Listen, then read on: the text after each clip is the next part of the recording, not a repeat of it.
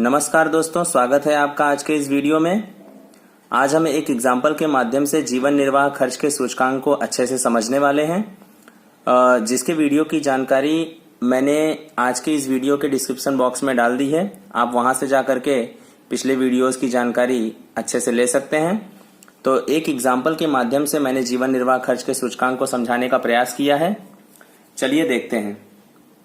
तो यहाँ पर आप देख रहे हैं कि Gujarat higher secondary educational board का ये सवाल है।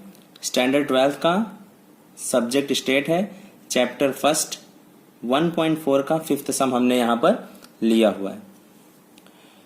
एक विस्तार के मजदूर वर्ग के लिए कपड़ों के समूह के खर्च का विवरण निम्नानुसार है। उस पर से कुल खर्च और पारिवारिक बजट की विधि से कपड़ों के समूह का सूचकांक ज्ञात कीजिए। तो यहाँ पर आप देख रहे हैं कि समूह का सूचकांक तो ज्ञात करना है, परंतु दो रूल से ज्ञात करना है, एक कुल खर्च की विधि और एक पारिवारिक बजट की विधि, या तो आप इसको ऐसे भी कह सकते हैं पारिवारिक अंदाजपत्र की विधि। तो इन दोनों विधियों को यहाँ पर इन दोनों विधियों से रिलेटेड मैंने कुछ सूत्र लिए हुए हैं। कुल खर्च की विधि से सूचकांक और पारिवारिक बजट की विधि से सूचकांक। कुल खर्च की विधि से सूचकांक मैंने थियरी में अच्छे से समझाया हुआ है कि जब हमारे पास आधार वर्ष की मात्रा हो तो लास्ट पेयर का सूचकांक ही लगता है, यानी 1000 लग जाता है।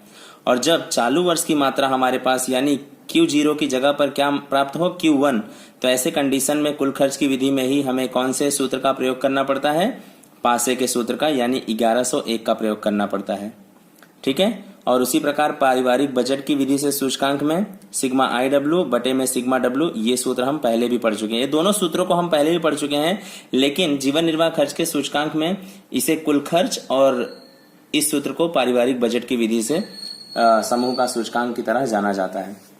तो आइए एग्जाम्पल की ओर आगे बढ़ते हैं। यहाँ पर हमने वस्तुएं ली हुई हैं। वस्तुएं हैं साड़ी, धोती, शर्टिंग, अन्य। इकाइयों में साड़ियां नंग में है, धोती नंग में है, शर्टिंग मीटर में है, और अन्य जो है और भी कपड़े हो सकते हैं वो किस में है, मीटर में। तो आप देख रहे हैं यहाँ वर्ष 2010 की मात्रा दी गई है 5, 8, 20, 15।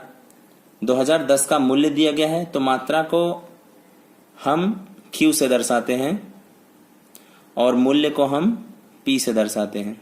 ठीक है। वर्ष 2014 का मूल्य, अब आप देख रहे हैं कि 10 है और 2014 है, तो जाहिर सी बात है जो पीछे के वर्ष होते हैं उसे हम आधार कहते हैं, तो उसके लिए क्या लग जाएगा, 0, और यहाँ पर भी क्या लग जाएगा, 0। और 2014 का मूल्य है, मूल्य के लिए क्या लगेगा, P, और 2014 यानी कौन सा वर्ष हुआ, चालू वर्ष, इसलिए उसके लिए क्या लगेगा, 1। तो आप यहाँ अच्छे से समझ पा रहे हैं कि यहाँ पर हमें आधार वर्ष की मात्रा ज्ञात है, परंतु चालू वर्ष की मात्रा ज्ञात नहीं है। तो ऐसे सवालों में लास्ट पेयर के सूचकांक का प्रयोग किया जाता है। ठीक है। जो भी डेटा यहाँ पर दिया गया है, चलिए उसको हम फटाफट यहाँ पर लिख लेते हैं। तो सबसे पहले आड़ी लाइन को हमने सीधी लाइन में लिख लिया है। वस्तुएं साड़ी, धोती, शर्टिंग, अन्य और कुल। इकाई में नंग, नंग, मीटर, मीटर हमने यहाँ पर लिख लिया हुआ है। अब आगे बात करते हैं कि वर्ष 2010 का 10 की मात्रा हमारे पास है, तो 5, 8, 20, 15, 5, 8, 20 और 15। उसी प्रकार 2010 का मूल्य भी हमारे पास है 370, 32.40 और 20.29। 2014 का मूल्य यानी P1, उसको भी लिख लेते हैं 400, 100, 38 और 23.80। तो ये जो भी सवाल था उसको मैंने केवल स्तंभ में लिख लिया हुआ है, यानी उभी लाइन में लिख लिया है, खड़ी लाइन में लिख लिया है। अब हम आगे बात करते हैं कि हमारे सूत्र में किन किन चीजों की जरूरत है। तो सिग्मा P1 Q0 अपॉन में सिग्मा P0 Q0। तो हम P1 Q0 का सबसे पहले निकाल लेते हैं। तो यहाँ पर P1 Q0 यानी आपको P1 की लाइन दिखाई दे रही है और Q0 की लाइन दिखाई दे रही है, तो इस पर ऐसे उंगली रख करके ही हमें क्या करना है, गुणा कर लेना है। तो कैलकुलेटर की सहायता से कर लेते हैं तो जल्दी हो जाएगा। 400 गुणे 5 हमें मिल जाता है 2000। फिर 100 गुणे 8 मिल गया 800 20 गुणे 38 760 23.80 गुणे 15 तो मिल गया 357। अब इसका फटाफट टोटल करना है तो हम GT दबा देते हैं, यानी ये फटाक से क्या हो गया, टोटल हो गया। तो हमारे समय की क्या हो जाएगी, बचत हो जाएगी 3917। तो ये हमें क्या मिल गया, सिग्मा P1 Q0, राइट। फिर उसी प्रकार नीचे आप देख रहे हैं P0 Q0, तो उसको भी निकालना होगा P0 Q0। तो यानी P0 और Q0 दोनों को हमें गुणा कर लेना है फटाफट। 300 गुणे 5 1500, फिर 70 गुणे 8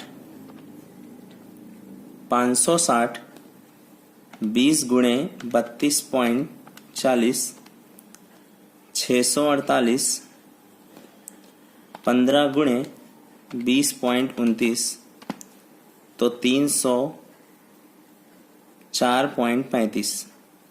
इनको भी जल्दी से जोड़ लेते हैं। तो मैंने क्या दबा दिया है, GT यहाँ पर। तो हमें मिल गया आंसर 312.35। तो ये जो जवाब आया हुआ है ये क्या मिल गया, सिग्मा P0 Q0, राइट। अब मैं आपको बताना चाहूंगा कि P0 इंटू Q0 करने से भार भी हमें प्राप्त हो जाता है। यानी भार का ऐसे सवालों में सूत्र होता है W is equal to P0 into Q0, यानी आधार वर्ष का मूल्य गुणे आधार वर्ष की मात्रा। इस प्रकार से हम कह सकते हैं कि आधार वर्ष का कुल खर्च is equal to W, right. तो यहां पर अगर आप सिग्मा P0 Q0 निकाले हैं तो इसका मतलब ये क्या हो गया, सिग्मा W भी हो गया। यानी यहां पर ही दो जवाब हमें मिल जा रहे हैं। इसके लिए भी काम हो जाएगा और कुल खर्च की विधि के लिए भी काम हो जाएगा, ठीक है। चलिए अब आगे बढ़ते हैं, एक ही साथ में दोनों के लिए निकाल देते हैं। अब हमें बात करना है I के लिए, क्योंकि यहां पर देख रहे हैं आप सूचकांक की भी गणना करनी है, ठीक है। तो I को ज्ञात करने के लिए हमें क्या करना होगा, P1 के बटे में P0 गुणे 100 करना होगा, यानी चालू वर्ष का मूल्य बटे में आधार वर्ष का मूल्य गुणे 100। तो यहां पर आप देख रहे हैं कि 400 इज डिवाइडेड बाय 300 इंटू 100। बाद में कैलकुलेट करेंगे, पहले लिख लेते हैं। 100 is divided by 70 into 100, 38 32.40 into 100, 23.80 is divided by 20.29 into 100। चलिए इसको कैलकुलेटर से कैलकुलेट कर लेते हैं। 400 मल्टीप्लाई बाय 100 डिवाइडेड बाय 300 तो आ जाता है 133.33। फिर next 100 multiply by 100 is divided by 70 तो मिल जाता है 142.86। Next 138 multiply by 100 and is divided by 32.40 तो 117.28। फिर नेक्स्ट है 23.80 multiply by 100 is divided by 20.29 तो इसमें मिल गया 117.30 ले सकते हैं, राइट। तो हमारे पास यहाँ पर I भी आ चुका है और दूसरी कॉलम यहाँ पर बगल में आप देख रहे हैं W की भी है, तो IW आराम से निकल जाएगा। मतलब करना क्या है, I और W का मल्टीप्लाई कर लेना है, यानी इस कॉलम का इस कॉलम के साथ में मल्टीप्लाई कर लेना। चलिए मल्टीप्लाई कर लेते हैं।